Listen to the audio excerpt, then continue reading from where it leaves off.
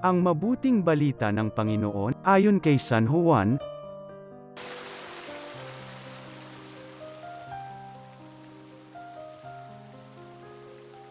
Noong panahong yun, sinabi ni Jesus kay Tomas, "Ako ang daan, ang katotohanan, at ang buhay.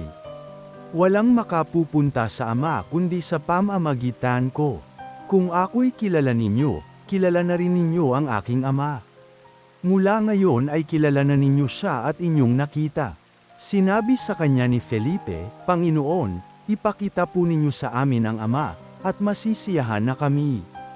Sumagot si Jesus, "Matagal na ninyo akong kasama, Felipe. Di yata't hindi mo pa ako nakikilala? Ang nakakita sa akin ay nakakita na sa Ama. Bakit mo sinasabing, ipakita mo sa amin ang Ama? Hindi ka ba naniniwalang ako'y sama sa Ama at ang Ama'y suma sa akin? Ang mga salitang sinasabi ko ay hindi ko sinasabi sa ganang aking sarili. Ang Ama na suma sa akin ang gumaganap ng kanyang mga gawain. Maniwala kayo sa akin.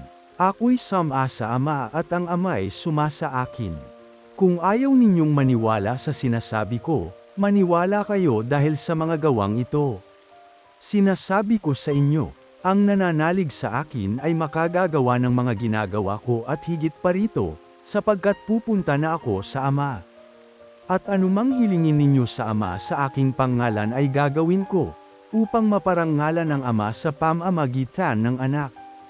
Gagawin ko ang anumang hihilingin ninyo sa pangalan ko." Ang mabuting balita ng Panginoon.